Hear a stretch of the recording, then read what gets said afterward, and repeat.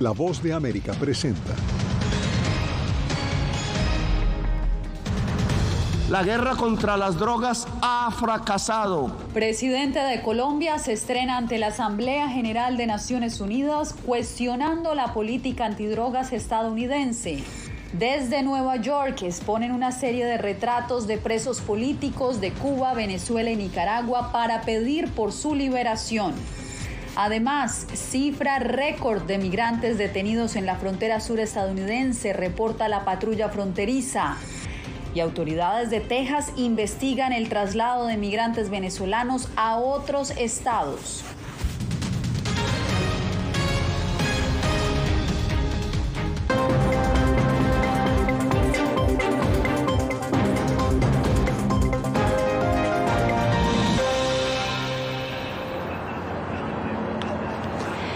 ¿Qué tal? Soy Yasmín López, los saludo desde Nueva York y les doy la bienvenida a esta cobertura especial de la Asamblea General de Naciones Unidas 2022, que hoy registró las primeras alocuciones de los mandatarios. El cambio climático y cuestionamientos a la política antidrogas estadounidense marcaron los discursos de algunos de los mandatarios latinoamericanos. Jacopo Luzzi, una de las intervenciones más controversiales fue la del presidente de Colombia. ¿Qué expresó el presidente Gustavo Petro? Jacopo. Yasmín, Petro no condenó directamente a Rusia por la guerra en Ucrania, a lo contrario de los otros líderes, pero hizo un llamado a la paz, esto sí, y habló de otra guerra, aquella contra las drogas, quien pidió que se acabe porque no hará disminuir el consumo de drogas y se necesita la construcción, a lo contrario, de una mejor sociedad solidaria. De Naciones Unidas. El presidente de Colombia, Gustavo Petro, se estrenó ante la Asamblea General de la ONU y reiteró su rechazo a la estrategia global de lucha contra las drogas y el cambio climático. Por ocultar la verdad, verán morir la selva y las democracias. La guerra contra las drogas ha fracasado. La lucha contra la crisis climática ha fracasado. El presidente de Chile, Gabriel Boric, también se refirió al cambio climático y a la vulnerabilidad que enfrentan los países de la región, que no son los grandes emisores de gases de efecto invernadero, pero sí los más expuestos a las consecuencias del calentamiento global. La crisis climática afecta con particular fuerza a nuestro continente americano y también en particular al Caribe y a los sistemas de vida de nuestra gente. El presidente brasileño Jair Bolsonaro, quien se encuentra en campaña de reelección, aprovechó el foro para hacer un balance de su gobierno y ofreció ayuda a los religiosos católicos en Nicaragua. Quiero anunciar aquí que Brasil abre sus puertas para acoger a los sacerdotes y monjas que están sufriendo persecución del régimen dictatorial de Nicaragua. Por su parte, el presidente de Paraguay, Mario Abdo Benítez, aseguró que promoverá ante el Consejo de Derechos Humanos una resolución para seguir investigando a profundidad las violaciones de derechos humanos en Venezuela. No podemos correr la vista de lo que sucede en otros territorios y dejar a su suerte a naciones hermanas. Hemos apoyado siempre al hermano pueblo venezolano y a su lucha por la democracia. El secretario general de las Naciones Unidas, en su discurso de apertura, invitó a los países a trabajar en la consolidación de la paz y anticiparse a los focos de violencia. En todo lo que hacemos, debemos reconocer que los derechos humanos son el camino para resolver tensiones, poner fin a los conflictos y forjar una paz duradera. En la sesión de la tarde, la única presidenta de América Latina, Xiomara Castro, pidió respeto a la soberanía y la libertad de su país y advirtió que no permitirá que nadie le dicte con qué países puede tener relaciones y con qué otros no.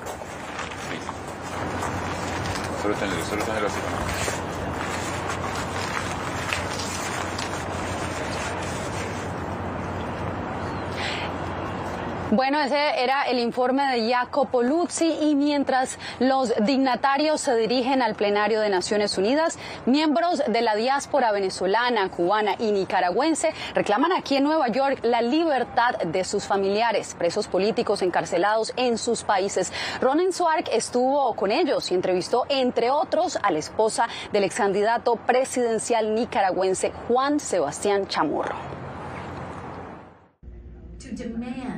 Personas de Nicaragua, Venezuela y Cuba presentaron una muestra fotográfica llamada Retratos Humanos de Historias de Presos Políticos para reclamar la liberación de sus parientes arrestados en esos países por motivos políticos. Yo soy Victoria Cárdenas, esposa de Juan Sebastián Chamorro, candidato a la presidencia de Nicaragua, que fue ilegalmente detenido el 8 de junio del año pasado. Hace más de 468 días que Victoria Cárdenas no ve a su esposo Sebastián Chamorro, recluido en lo que ella describe como condiciones inhumanas. Mi esposo es inocente y lleva todo este tiempo en una celda insalubre, en condiciones inhumanas. Con luz 24 horas, duerme en una superficie de concreto, con un colchón desgastado y sucio, está en indefensión total. Renata Holleman es una joven de 20 años que se exilió en Estados Unidos luego de la detención de su padre, el gerente general del diario La Prensa, que fue cerrado por el gobierno en Nicaragua. Mi papá fue detenido en agosto del 2021. La Policía Nacional se tomó las instalaciones de La Prensa y a él le dijeron que lo trasladaban. La muestra estará abierta al público mientras se lleva a cabo la Asamblea General de Naciones Unidas, donde muchos presidentes realizan su discurso anual. La exhibición Retratos Humanos de Historias de Presos Políticos es un llamado de atención para los países que son acusados de violar los derechos humanos en forma sistemática. Ronen Suark, Voz de América, Nueva York. El jefe de la diplomacia europea, Josep Borrell, aseguró que si bien la crisis nicaragüense es importante para la Unión Europea, no tiene en su agenda abordarla, no la piensa abordar durante esta Asamblea General. ¿Por qué es significativa esta respuesta? Le preguntamos a nuestra compañera Celia Mendoza, quien también nos acompaña en vivo desde aquí, desde la sede de la ONU. Celia. Así es, Yasmín, es importante porque este es un tema que se ha venido trabajando desde la Unión Europea y el líder de la diplomacia de este grupo de países entiende lo que significa la imposición de sanciones, el trabajo multilateral. Sin embargo, en estas primeras reuniones asegura que no fue un tema de la conversación con los ministros de Relaciones Exteriores, pero también resaltó que es un tema que les interesa. Esto fue lo que dijo exactamente. Un sueño hecho. El tema de Nicaragua preocupa mucho a la Unión Europea y a mí en lo personal. Lo sé muy bien. Soy español y sé lo que representa Nicaragua y quién está gobernando el país, pero tengo que decir que hoy, en la agenda de los ministros de Asuntos Exteriores, no hemos hablado de Nicaragua, pero eso no quiere decir que no nos importa. Hay que resaltar que el presidente de ese país no asistirá personalmente, será su representante ante Naciones Unidas y el canciller quienes estarán trabajando. Y también hay que mencionar que durante esta jornada el presidente de los Estados Unidos se refirió al tema de los migrantes nicaragüenses, venezolanos y cubanos, indicando que son parte del enfoque que él está trabajando en la administración y que devolverlos a sus países de origen simplemente no es una respuesta posible y lógica para esas personas. Y esto genera expectativa frente a lo que pueda decir en su discurso este miércoles. Definitivamente crea expectativa. Celia, muchas gracias por tu reporte.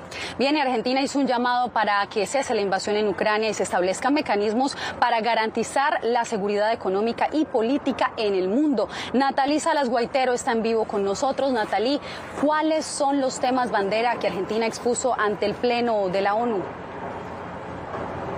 Hola, Yasmín, ciertamente en una conversación que sostuve con Santiago Cafiero, quien es el canciller de Argentina, señalaba estos puntos que son bandera para el gobierno del presidente Alberto Fernández. Entre ellos, la creación de mecanismos que puedan proteger sobre todo a las economías emergentes, como él la señalaba, de atolladeros económicos y políticos como los actuales a raíz de la guerra en Ucrania. Sobre todo, que se dan cuenta de las altas cifras de inflación y, por supuesto, el alto costo de los bienes de consumo masivo. Vamos a escuchar algunas partes de esta conversación.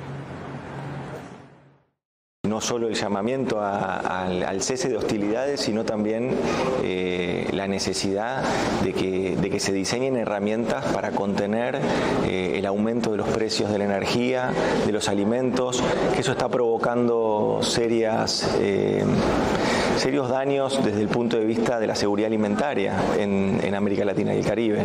Semanas antes de que se iniciara esta invasión de Rusia a Ucrania, el presidente Fernández le dijo a su homólogo Putin que deseaba que Argentina se convirtiera en esta puerta de entrada hacia América Latina. ¿De qué manera se ha fortalecido esa relación en hechos concretos entre Argentina y Rusia? ¿Y esto cómo pone la situación de Argentina con Estados Unidos? No, eso no. En todo momento se entendió que lo que el presidente Fernández estaba conversando con otro presidente, con Putin, era el vínculo comercial, no un vínculo vinculado a otro tipo de relaciones políticas, ni mucho menos, era un vínculo estrictamente comercial. Las inversiones en Argentina de Rusia son mínimas, prácticamente no hay. La Argentina no tiene prácticamente comercio con Rusia. Con lo cual justamente lo que se buscaba era estimular un ámbito de negocios y un ámbito comercial, no otra cosa. ¿De qué manera Argentina a corto y mediano plazo pudiera colaborar para encarar esta situación, sobre todo en el hemisferio, tomando en cuenta que es el principal productor de trigo, por ejemplo, ¿no? Bueno, Argentina está ya cumpliendo un rol ahí fundamental. Hemos aumentado nuestra exportación de trigo este primer semestre en un 60%, pero también no es menos cierto que se necesita financiamiento. Otro tema, Yasmín, el cambio climático, los efectos del cambio climático en los suelos y, por supuesto, su repercusión en lo que es la movilidad regional. Fíjate que el canciller hablaba de que este tema tiene que ser tratado con una cooperación regional de todos los países y, por supuesto, financiamiento, que eso es crucial. Yasmín. Te agradezco, Natalie, y usted quédese porque cuando volvamos, lo que dijo el Consejo de Derechos Humanos de la ONU sobre más de 100 casos de tortura presuntamente perpetrados por órganos del Estado venezolano.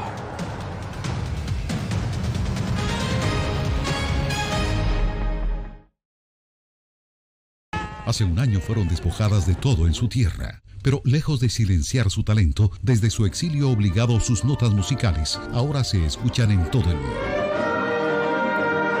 La Voz de América presenta Sinfonía de Coraje. La odisea para huir de la persecución talibán en Afganistán de las dos últimas integrantes del Instituto Nacional de Música que permanecían en ese país. En todas las plataformas de La Voz de América.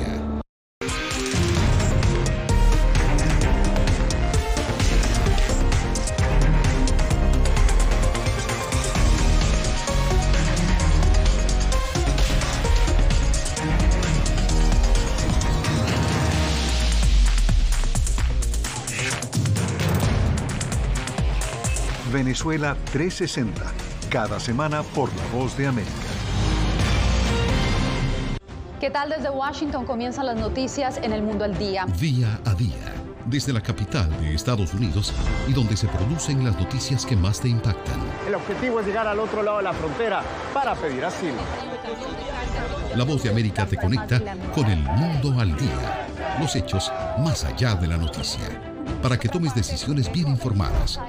En el lenguaje que quieres, donde quieras y como prefieras. Conéctate con El Mundo al Día. Actualidad. Nos vamos a ver otra cepa nueva y otra cepa nueva. Análisis. En realidad, mucha de esta gente va a quedar parada de nuevo y va a ser una tragedia humana. Debate. Dejen la obsesión. La obsesión la tienen ustedes. Con la información más allá de los titulares. El tema energético es algo que se está analizando. La inflación es un problema global. 30 y 50 metros están ya las tropas. Su respuesta, doctor.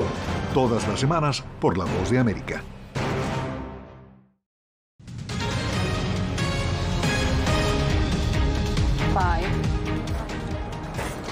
Un nuevo informe con graves denuncias emitió este martes la Misión Independiente de Determinación de Hechos de Naciones Unidas para Venezuela. Una de las conclusiones asegura que los órganos del Estado venezolano perpetran de manera sistemática crímenes de lesa humanidad. Ángela González tiene los pormenores. La misión de la ONU documentó 122 casos de tortura perpetrados por la Dirección General de Contrainteligencia Militar de Venezuela, DGCIM, y otras formas de violaciones a los derechos humanos cometidas por el Servicio de Inteligencia SEBIN. Estos crímenes, según Naciones Unidas, quedan impunes. Las investigaciones de la misión demuestran que la violencia documentada no fue aislada y desconectada de individuos actuando solos. La DGCIM y el SEBIN fueron parte de una maquinaria desplegada para ejecutar los planes del gobierno, de reprimir a la disidencia y cimentar su propio control sobre el poder. Este plan fue orquestado en lo más alto de los niveles políticos por el presidente Nicolás Maduro.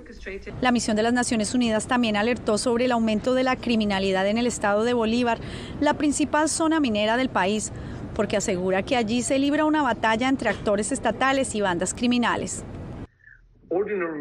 Los residentes de la región han quedado atrapados en una lucha violenta por el control del oro. El gobierno de Venezuela aún no ha respondido a estos señalamientos, pero en ocasiones anteriores ha dicho que la misión está financiada por países que repudian la administración de Nicolás Maduro. Este es el tercer informe de la misión desde el comienzo de sus investigaciones sobre Venezuela en 2019.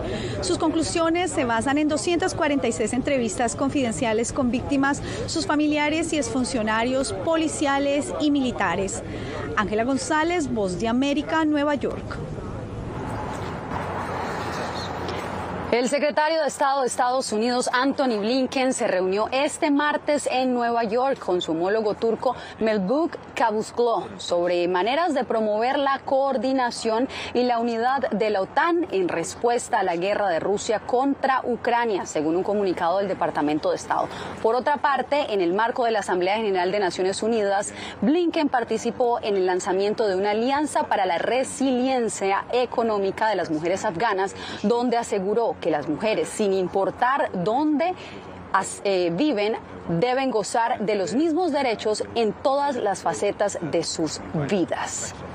La ampliación de esta y otras noticias usted las puede encontrar en nuestra página web www.vozdeamerica.com. Si tiene su celular a la mano, lo invitamos a que escanee el código que está viendo en pantalla y así poder ingresar fácilmente y de manera rápida a nuestro portal web.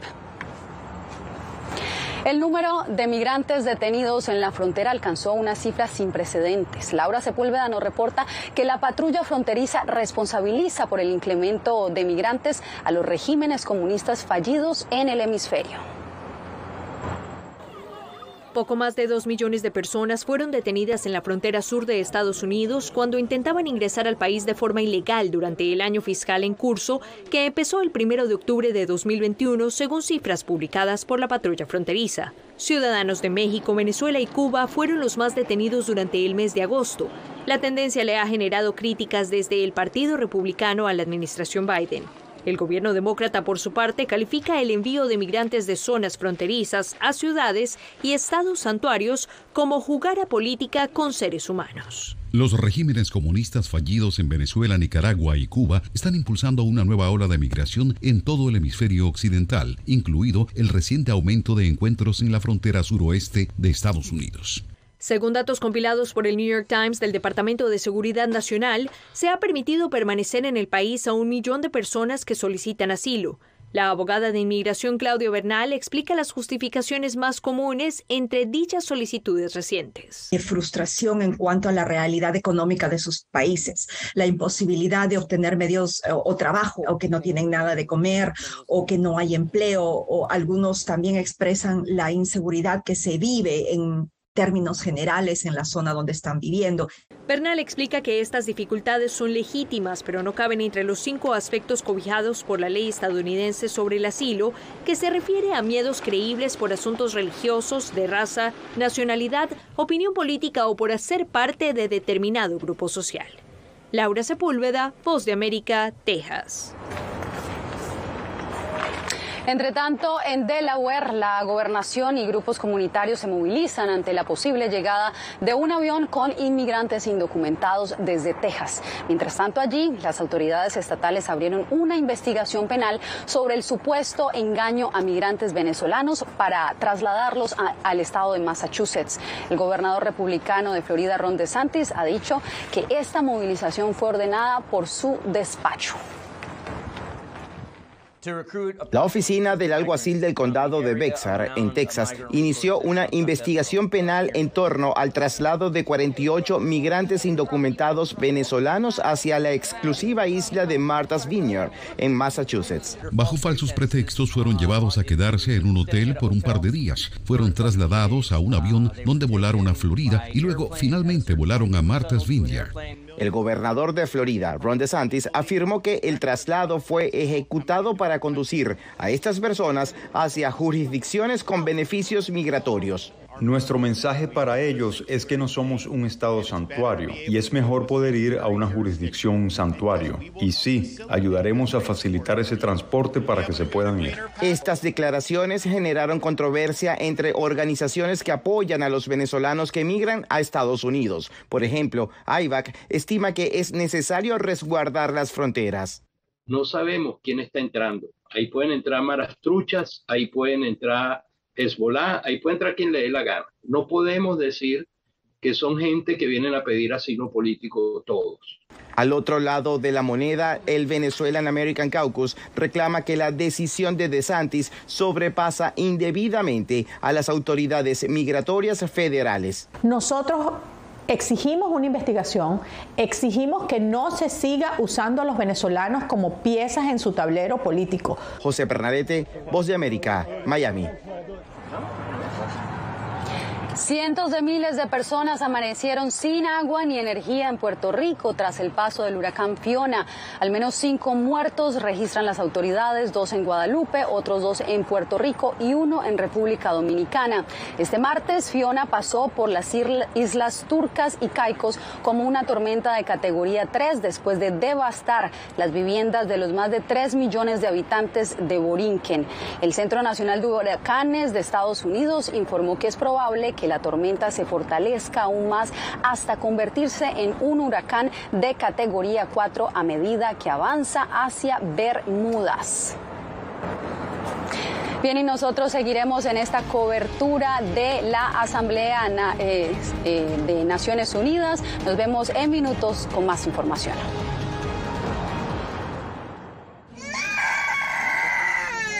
They are scared. Some of them lost their houses during the bombardments.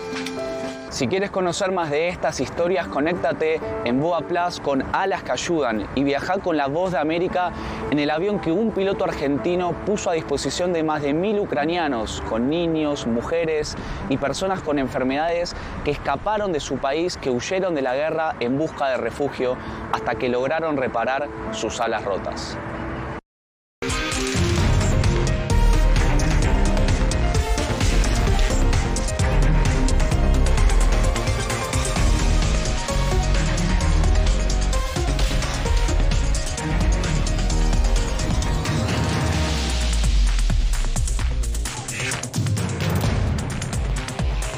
Venezuela 360, cada semana por La Voz de América. ¿Qué tal? Desde Washington comienzan las noticias en El Mundo al Día. Día a día, desde la capital de Estados Unidos y donde se producen las noticias que más te impactan. El objetivo es llegar al otro lado de la frontera para pedir asilo. La Voz de América te conecta con El Mundo al Día.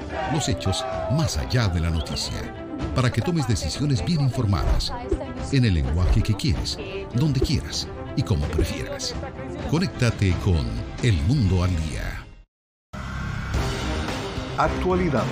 Nos vamos a ver otra cepa nueva y otra cepa nueva.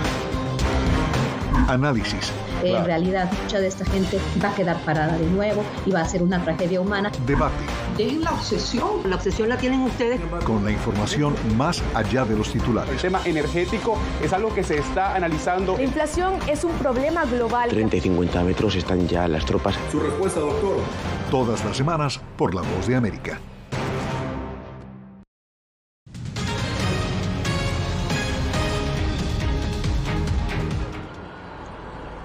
Un sismo de 5,8 grados se sintió en la madrugada del martes en la región central del Pacífico mexicano. El movimiento tuvo epicentro frente a las costas de Colima, en el municipio de Tocomán. La réplica sacudió a la región de Puerto Vallarta y Bahía de Banderas. Al momento, las autoridades de protección civil no han informado de daños materiales. 520 réplicas se han registrado tras el terremoto de 7.7 grados del pasado lunes, una fecha en la que han ocurrido ya 3 terremotos en México.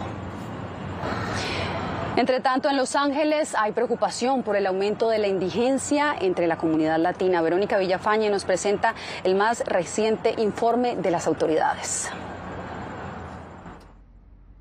Hay más de 69.000 personas sin hogar en el condado de Los Ángeles y los latinos constituyen el 44% del total. Según el conteo oficial del 2022, la población sin vivienda aumentó a un ritmo más lento, un 4% desde el 2020, comparado al 26% en los 2 años antes de la pandemia, pero sucedió lo contrario en la comunidad latina. Aumentó el 26% en el condado de Los Ángeles y el 30% en la ciudad de Los Ángeles. La investigadora Melissa Chinchilla, que se dedica al estudio de la crisis de personas sin vivienda, señala que el COVID-19 impactó la salud y finanzas de los latinos, exacerbando una crisis existente. Los latinos constituyen la mayor parte de las personas que viven bajo el índice de la pobreza en el condado de Los Ángeles. Mucha gente ya estaba preocupada por la vivienda accesible. Chinchilla atribuye el crecimiento de la población latina sin hogar a la falta de información y acceso a recursos que se hicieron disponibles para otros grupos demográficos, como alivio del desempleo federal y estatal, las moratorias de alquileres y programas de alojamiento en moteles convertidos en albergues temporales durante la pandemia. Nuri Martínez, presidenta del Consejo Municipal de Los Ángeles, dijo que se tienen que dedicar más recursos para abordar la crisis. Si continuamos haciendo lo mismo, no podremos resolver ni acabar con las personas indigentes en la calle. La ciudad y el condado de Los Ángeles destinarán $236 millones en nuevos fondos para construir más viviendas y aumentar servicios sociales para personas sin hogar. Verónica Villafañe, Voz de América, Los Ángeles. Breve pausa y volvemos con el cierre de esta segunda jornada desde la Asamblea General de Naciones Unidas. Hace un año fueron despojadas de todo en su tierra, pero lejos de silenciar su talento, desde su exilio obligado sus notas musicales ahora se escuchan en todo el mundo. La Voz de América presenta Sinfonía de Coraje. La odisea para huir de la persecución talibán en Afganistán de las 2 últimas integrantes del Instituto Nacional de Música que permanecían en ese país. En todas las plataformas de La Voz de América.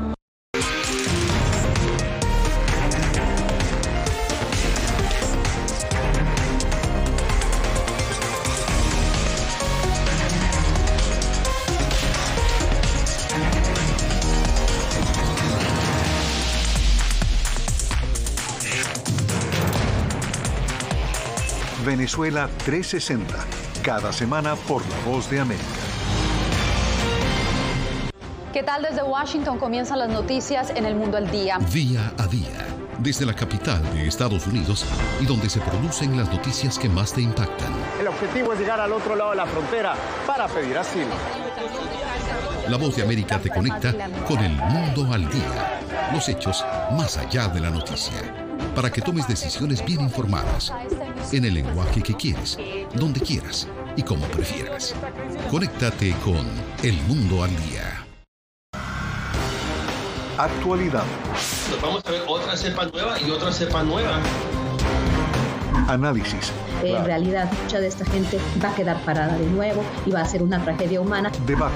Dejen la obsesión. La obsesión la tienen ustedes. Con la información más allá de los titulares. El tema energético es algo que se está analizando. La inflación es un problema global. 30 y 50 metros están ya las tropas. Su respuesta, doctor.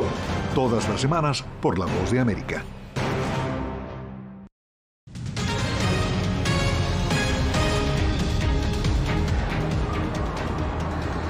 Gracias por seguir con nosotros, y nosotros cerramos esta emisión especial desde Naciones Unidas con un títere gigante que está rondando por estos días las instalaciones del organismo. Fue llamada Little Amal, una niña refugiada siria de 10 años quien visitó el edificio para la cumbre de transformación de la educación.